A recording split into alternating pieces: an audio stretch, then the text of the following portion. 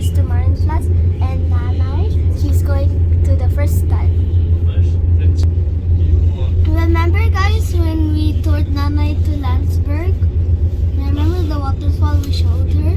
Now this time, Mommy is coming with us for the first time. She has been to Marienplatz the first time, but alone by herself. But now she's coming with us for the first time. So that means it's Mommy's second time, but going with us. But Nanay, she's going there for the first time. We are going to tour her between 7 and 11 a.m. in the morning here in Germany. There's like some dancing statues on the castle. The castle is in the heart of Munich. Nanay, are you excited? Very excited. But again, it's snowing, so Yeah. take care, guys. Poppy field.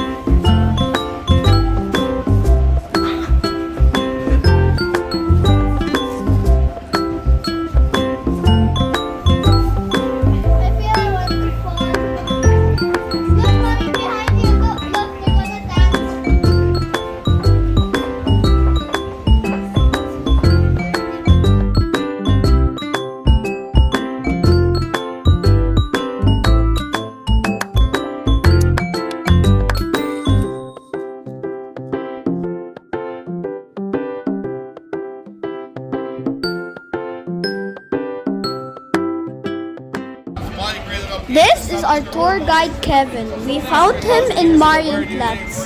He is our tour guide for the day. Our tour guide Kevin said after in 3 minutes do not record because only the bell is ringing, and then after 3 minutes you can record after. Okay. Wait, it's moving! Oh my god! Franco! Why is it moving?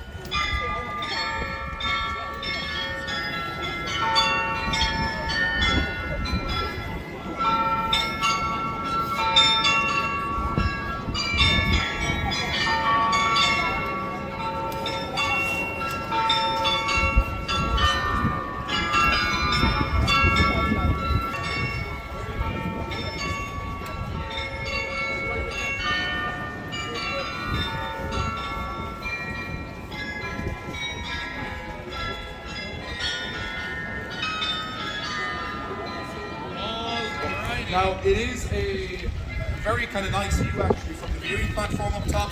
You pay €5 inflation is a thing. You walk up your 306 steps, you get a lovely view of the city centre. Saying that, I wouldn't do it on a day like today. If it's overcast, you're not going to get much of a view. But if it is sunny and you're in the old town and you want to kill an hour, you get a great view on a sunny day. You will see the Alps. We're only about 80 kilometres away from the Alps, so well worth doing if you are in the middle of town. I'm going to get you to step into me here, please, folks. Step in, step in, step in. The closer you stand, the warmer you'll be. You can see here we have a couple of examples of various drinking vessels. This is the 1 litre size that you see is very much typical of Bavaria. The culture of Germany is very regionalised depending on where you are. So the culture of Munich is different to Berlin, different to Hamburg, different to Cologne. A big part of the reason for this is Germany does not become a united country until 1871. So if you look like other European nations, France, Italy, Spain, they have a common national identity from 1400 onwards. That was not the case here whatsoever. So the culture of Germany is very distinct depending on where you are. Now for a lot of people from abroad, when they think of German culture, it's really often Bavarian culture they think of. The 1 liter beers, the pretzels, the Lederhosen, the Oktoberfest. I mean, these are all very much Bavarian things. The whole 1 liter beer as well is really typical of here. If you go to Cologne, it's always 0.2 liters. That's what they do. And what function do you think the lids serve? To protect your beer, muscle, Tara. To basically make sure that no debris gets into it. If you ever sit in a beer garden in August, chestnut trees will fall with alarming regularity. You do not want, not the tree itself, the chestnuts. Listen, really drunk. But yeah, the chestnuts will fall. You don't want one of them in your beer, so that's what the lid was there for. It was also very handy.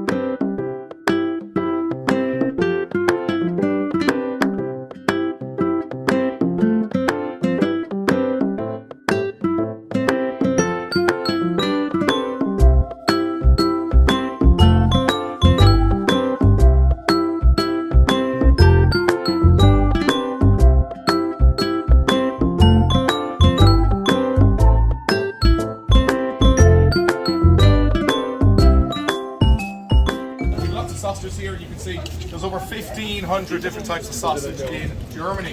What do they call the sausages from Frankfurt? Frankfurt. The ones from Vienna?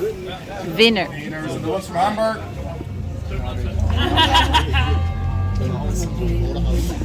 The Munich sausage. The Munich sausage is from here in the back, bottom left corner, which is known as the Weisswurst or the white sausage. Now, that is a veal sausage and it's always consumed for breakfast. Your breakfast traditionally in Munich, guys, consists of Weisswurst, a white sausage, a Weiss beer, a wheat beer, a pretzel, and also a little bit of sweet mustard. And that is your typical Bavarian breakfast. So this here is an example, guys, of sweet mustard. If you're a foodie, if you like condiments, and I do, this is a very, very enjoyable condiment. It is mustard seeds, a little bit of sugar, and a bit of vinegar, which gives it a kind of a nice sweet tartness. This goes really good, for example, guys, with a bit of goat's cheese and a cracker. You could also mix this with olive oil and make a little kind of honey mustard dressing. So it's a very typical condiment from here. If you do bring a little bit of food stuff home, I would recommend the sweet mustard, because it is quite unique.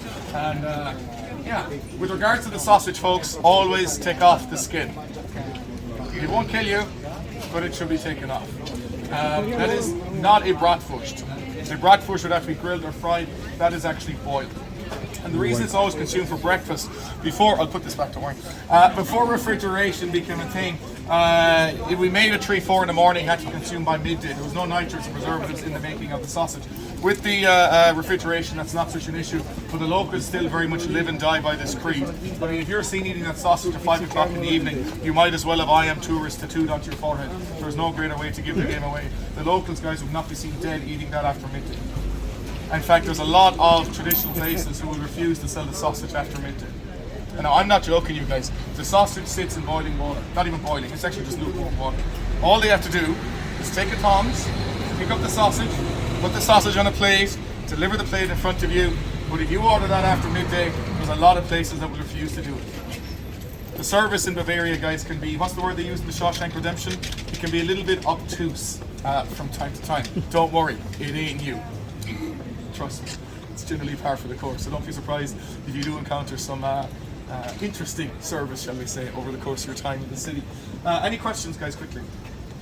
You're all okay? Cool. Hang tight. Schön ist Wochenende.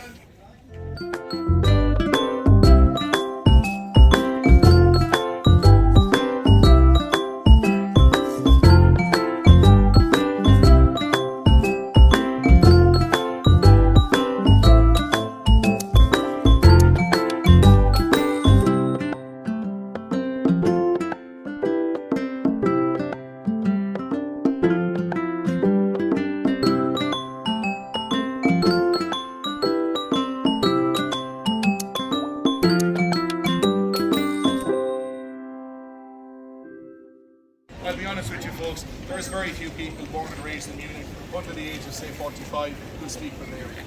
Once you go out to the countryside, it is a different story. I mean, you'll have kids or young people in Bavaria who will very much speak Bavarian.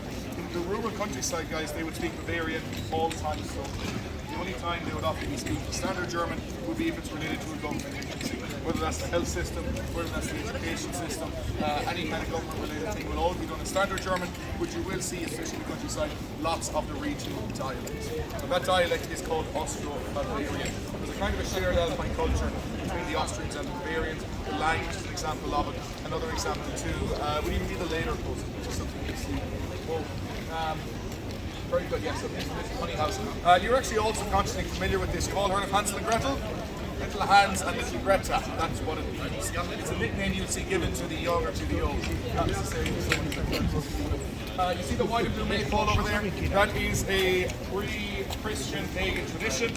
Other pagan traditions at the start of the season. Halloween for the start of winter. This was put up at the start of summer. And it's always put up on the 1st of May every couple of years. But every 3 or 4 years we put it up. Now this is one of the oldest forms of advertising in the world.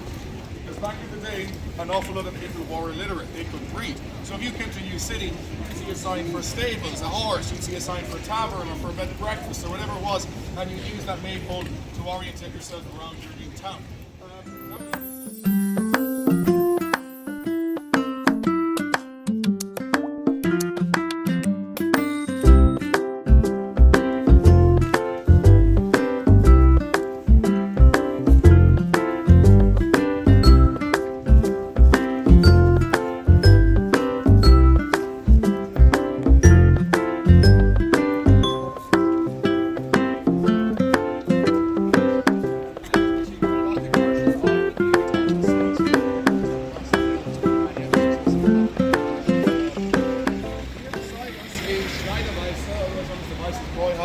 If you like Weiss beer, if you consider yourself a fan of wheat beer, this is very much a pilgrimage which I would encourage you to make. It's probably the best wheat beer bar in the world. It's really the last true traditional Bavarian beer hall you'll find in Munich. Downstairs, for example, they still do all their own butchery and hams. There's nowhere else in the city centre of Munich which still does that. On their menu, for example, you'll find heart, kidneys, liver. I mean, it's very old food, but it's a real true kind of traditional Bavarian beer hall. Well worth checking out, well worth popping into. What I would say to you is this though, guys, it is a Saturday night. You need to ask yourself the following question. What do you want from your Saturday night out? If you want beer halls, brass bands, your classic kind of Bavarian shtick, if you will, stay close by. Beer hall, beer hall, beer hall. McDonald's if you get hungry, Hofbräu House around the corner. This is very much the place to be, guys, if you want that kind of beer hall experience. If you do not want the beer hall experience, however, you will need to get out of the old town of Munich. And if you were to get out of the old town of Munich, I would recommend a couple of neighbourhoods to explore. This would be a great thing to do maybe tomorrow morning, guys, tomorrow afternoon if you want to do it. Head off towards More of our walking tour next week.